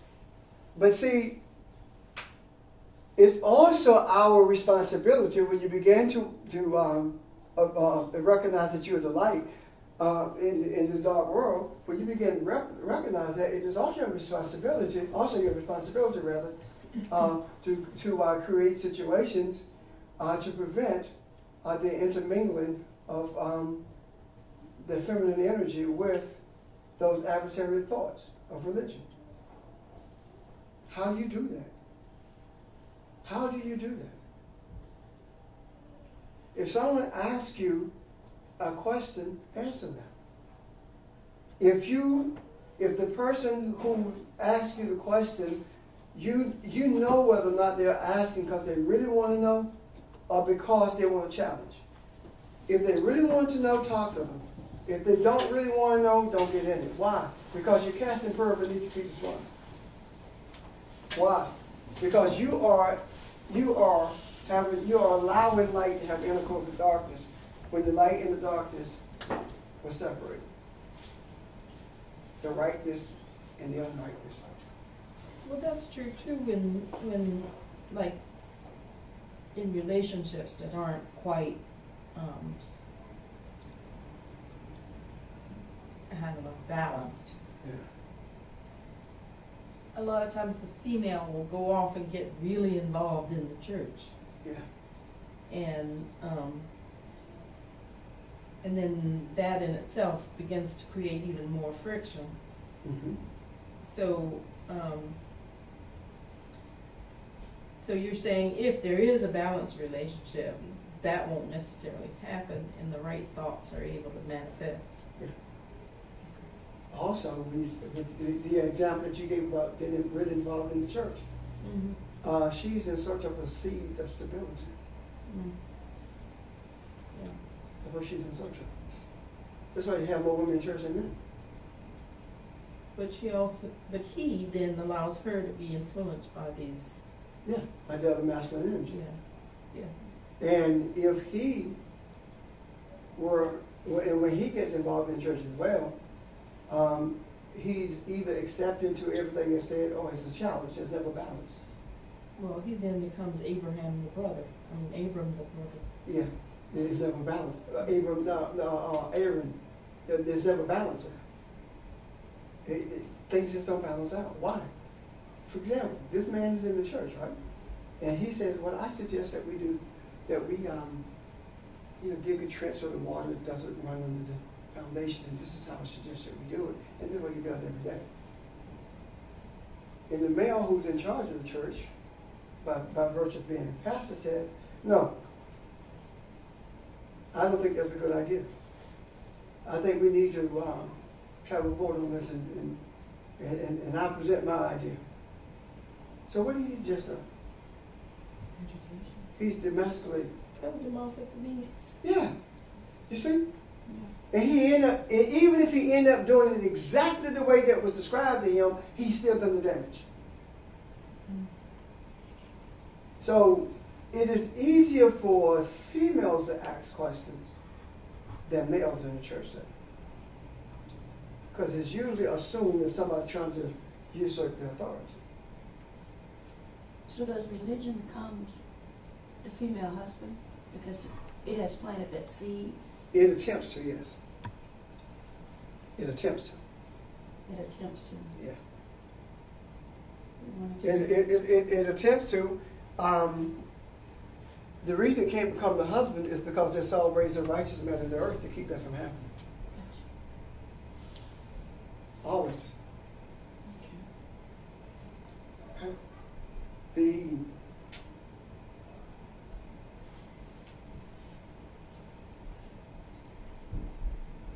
negative and a positive charge attract each other, right? Right? Yes. Light charges do what? Repel each other, right? Yeah. I wonder what's happening when two males come together or two females. The relationship to what light is. Energy.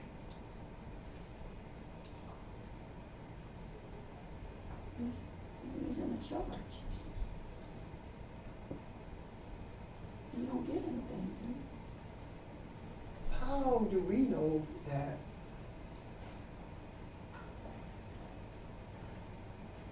Yeah, The strength of the feminine energy is not being recognized for what it is.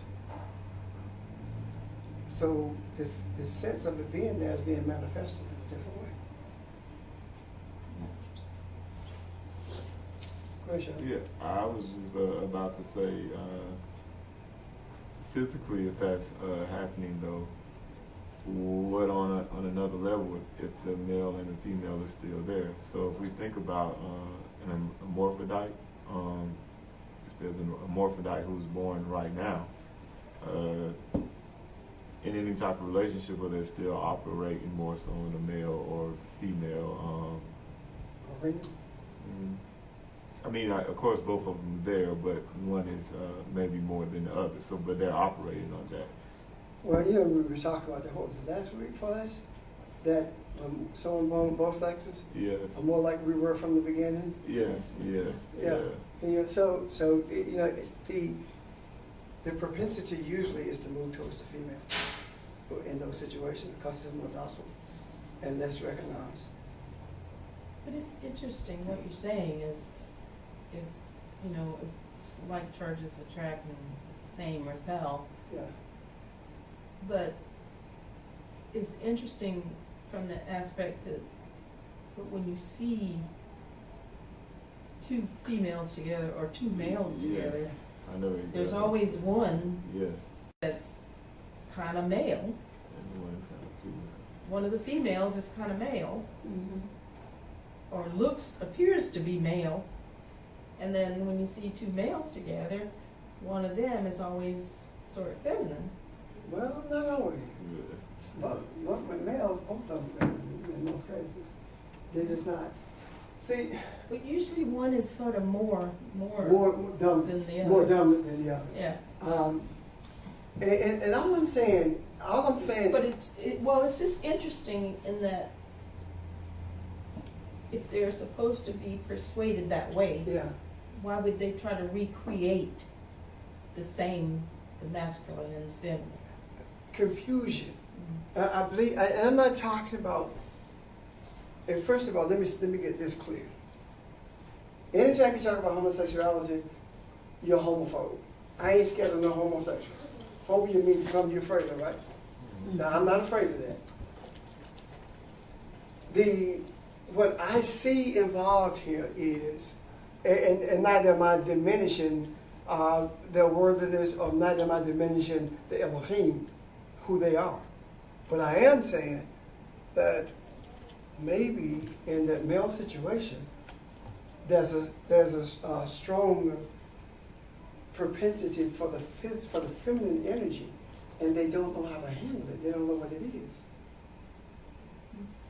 and it becomes manifested in a different way. And the same, goes for the other as well. Maybe they just don't know how to handle it. Maybe it's there to cause us to look at ourselves. To cause us to look at ourselves in that if we get this thing balanced, then everything else falls into place. Causes us to look at ourselves in that you don't have a right to look at any person and minimize their worthiness based upon their sexual preferences. You don't have a right to do that.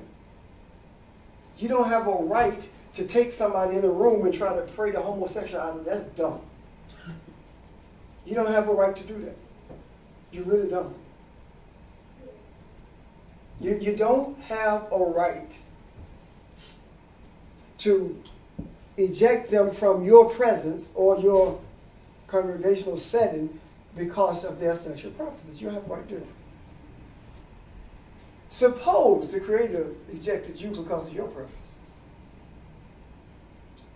Because all of us nurture thoughts that the Creator doesn't agree with, or does not align with the Creator.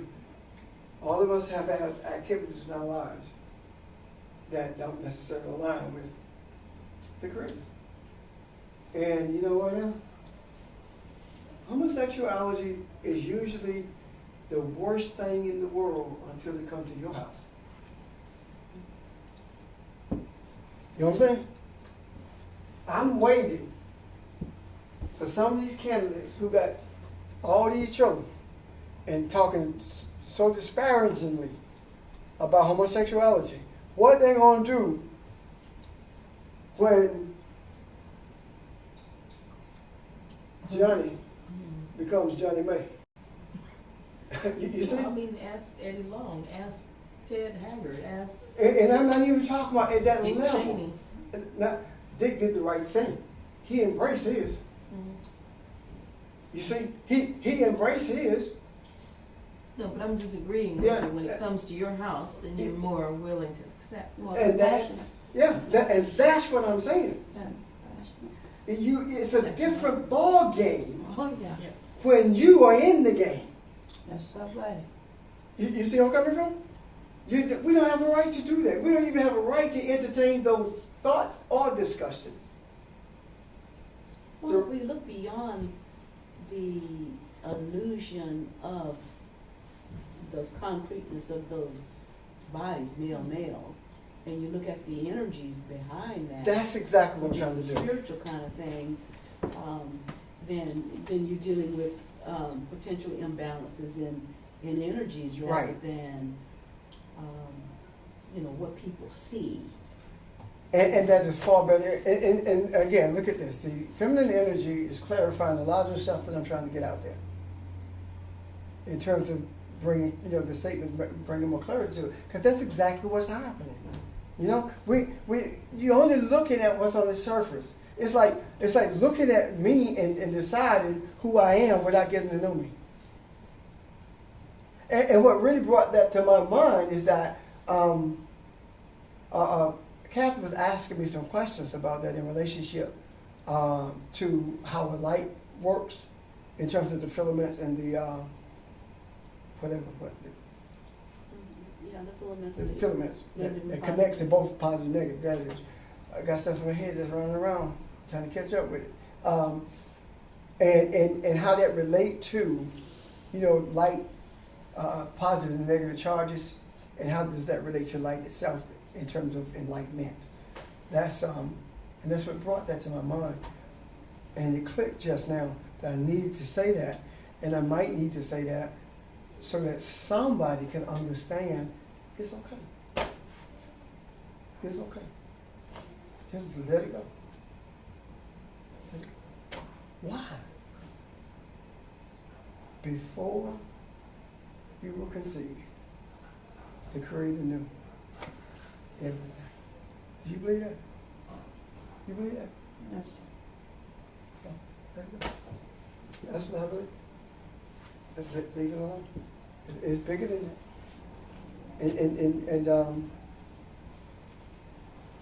if you notice,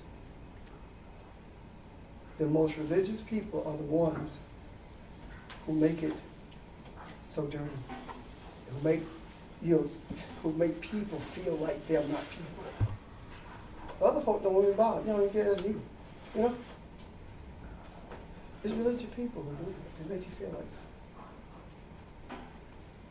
The attitude of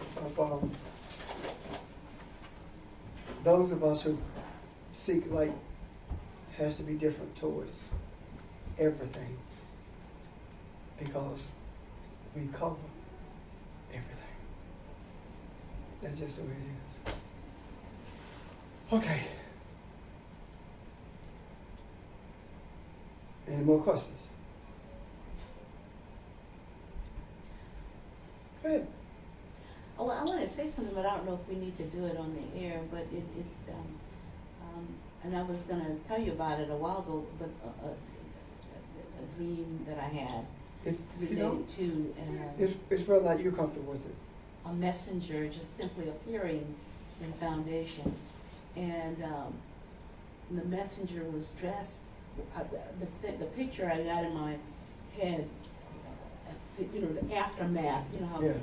Was that he was so, it was a he, feminine, masculine energy, was so tall and lean and dressed, the word that came to my mind was this Maasai warrior, because he was just so tall, but dressed with a breastplate of gold and headgear like a Roman, Yeah.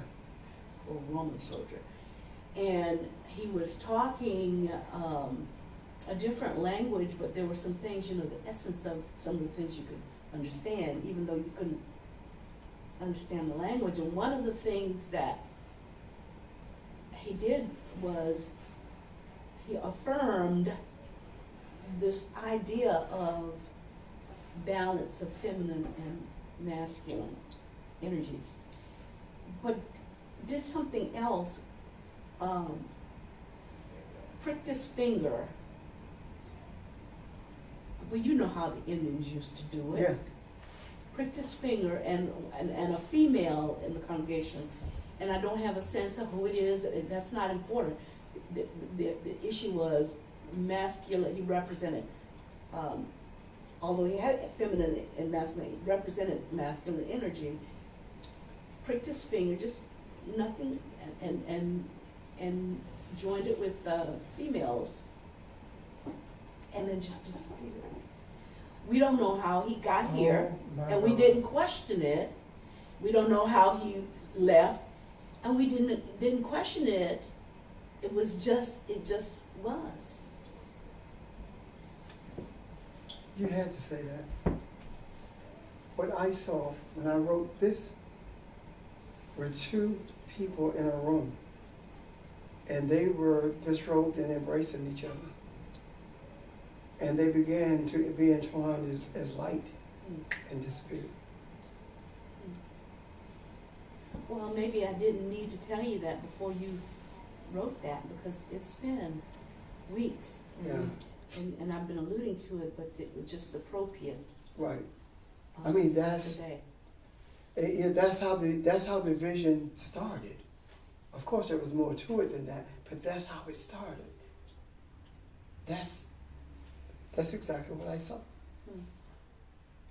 And when you talked about, your message to the teachers, and you talked about two being one, and one being two, and then, but we're all one, we're many, but we're one, and then you were talking about Nicholas's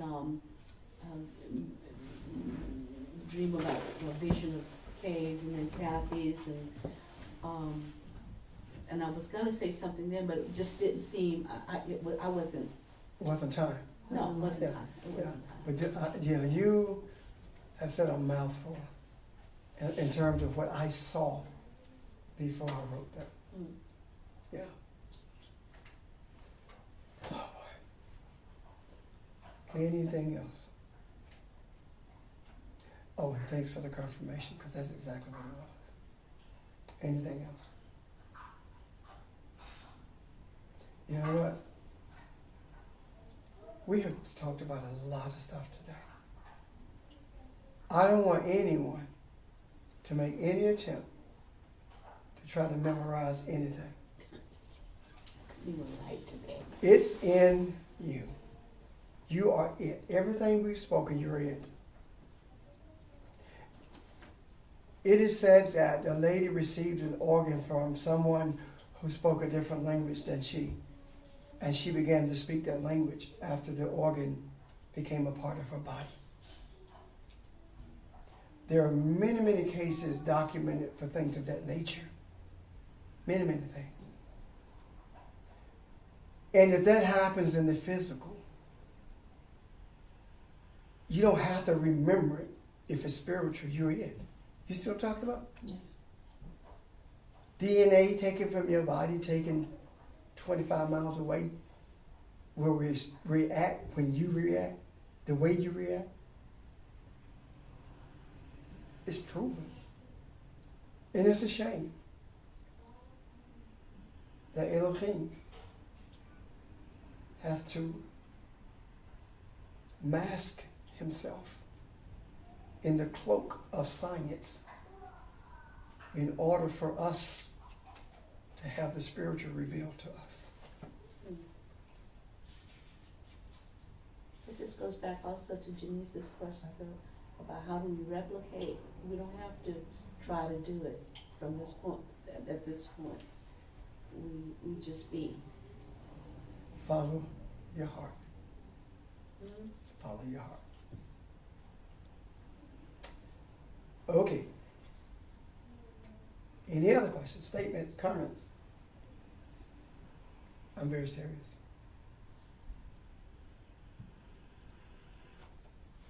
Barbara.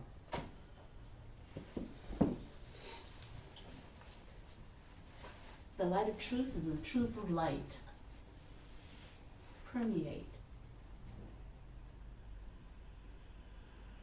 surround, indwell,